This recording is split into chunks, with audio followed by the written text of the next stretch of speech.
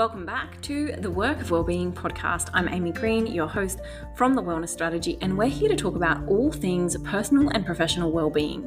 This podcast is designed to help you become curious and consider your everyday wellbeing strategies, what you do for your own wellness, and how you can start to transform your life both in and out of the workplace. Sit back, grab a cup of tea, maybe grab a notepad, a journal, and get ready to feel really enlightened about what wellbeing used to be, what it is now, and where you can take your own wellness strategy.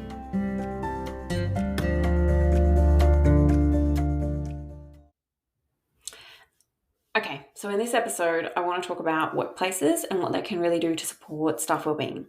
Because as we continue to have this conversation around wellbeing, I still see a lot of focus on individual strategies, whether it's positive psychology intervention, PERMA. These are all wonderful, and I've learned and studied them myself and have put a lot into practice. But I also want to talk about this from a workplace perspective because it's a little bit different. And whilst we definitely need to build things like positive emotion and engagement, relationships and connection, and we need to understand the science behind things like gratitude and meditation, lots of those tools sit with the individual. And so we can expose people to them and we can provide them with the skills that they might need.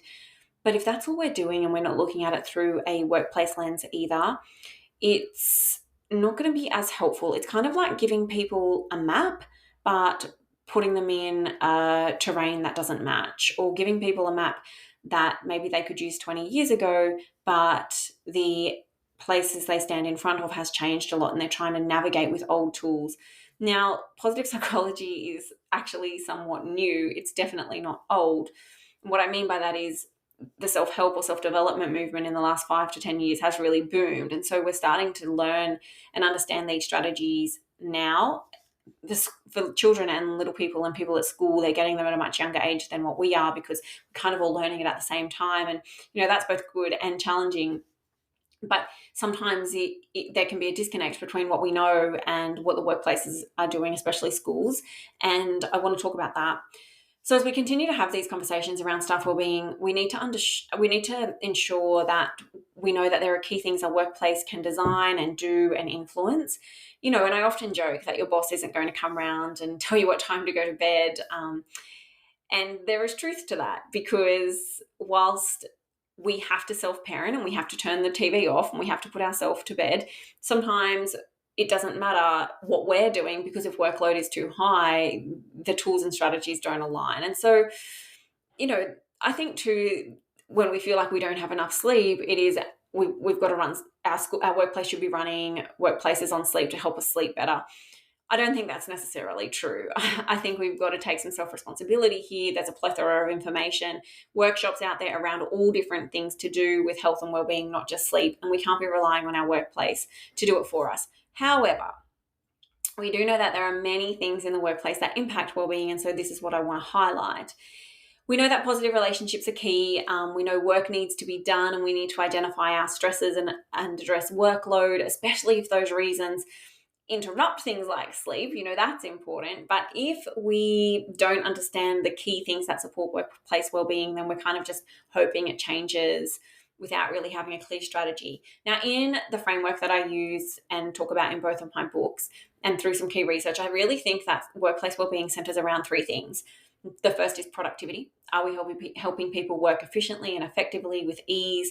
We know what done looks like. We have clarity around workflow. We've reviewed our systems and processes.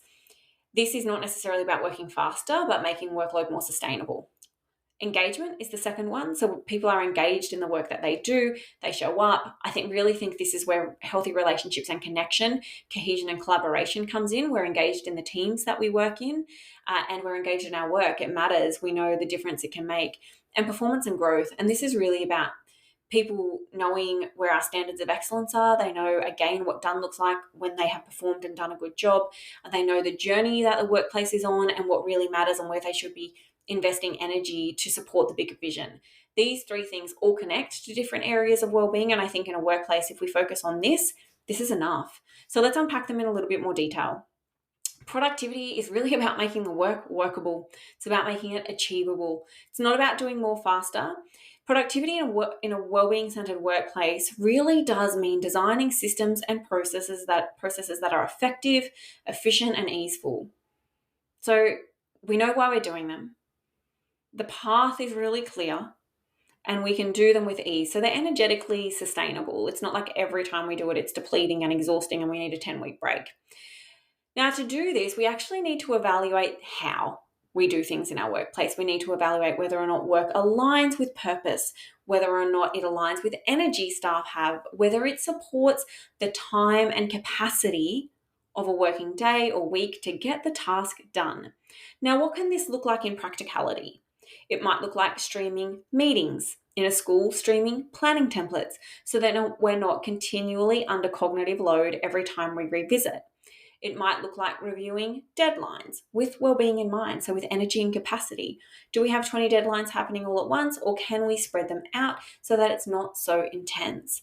It might look like reducing unnecessary admin or duplication of work. And in the age of AI coming in, I think this is a brilliant thing to consider when we look at workload, because it makes things so much faster. There's nothing wrong with using it if it's to increase productivity and efficiency, but we need to maintain our professional discernment and integrity over what it does and what we share and what we use it for, because at the end of the day, we're professionals. But in terms of productivity, we really need to ask, are our tasks manageable? Are they meaningful? And are they sustainable? Because if not, we got to do something about it. Let's talk about the second one, engagement. Engagement really means being mentally and emotionally connected to our work. And in a workplace, we've got to build structures that support people to do this. This means having really clear goals, feeling aligned with the workplace values. So as a workplace, we've got to be able to articulate and know what they are.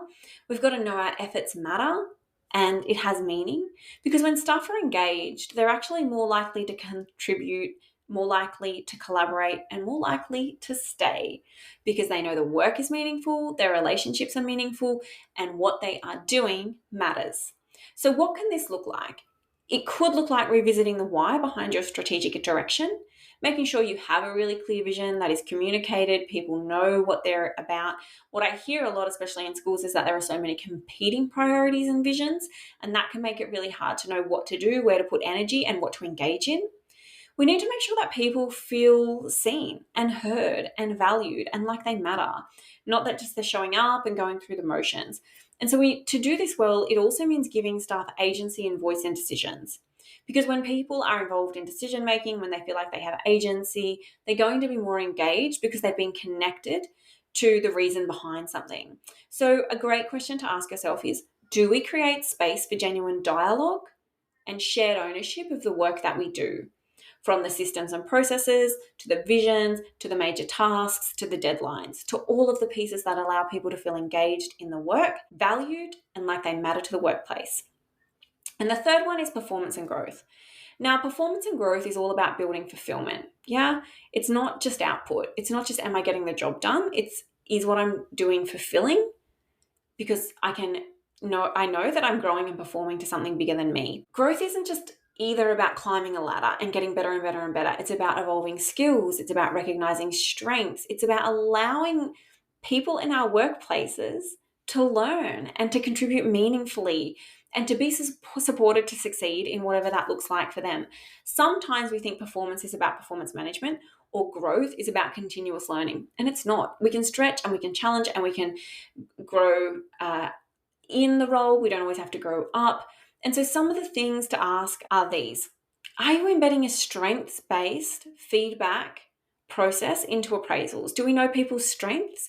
Are we supporting them to enhance strengths, or are we expecting people to be good at everything without actually providing structure?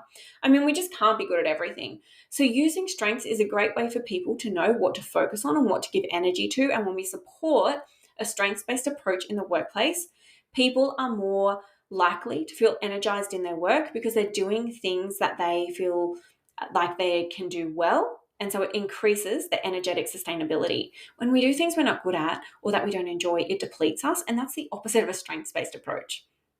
The second is providing opportunities for professional curiosity and development.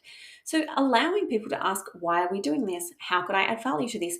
What could it look like if we did it differently? So, stretching their capacity in their current role to perform and grow in different ways. And then also celebrating people, celebrating the contributions people make, the attributes that they have, the things that they're doing, not just achievements and not just leadership. Yeah, the actual people who show up. This is what we need to do to increase performance and growth. Now, a great question to ask is, do our staff have the right support to perform and grow well? And do they have recognition in the contributions they're making? You see, staff wellbeing isn't just about yoga and fruit bowls. I know you've heard me say it before, although they can be nice.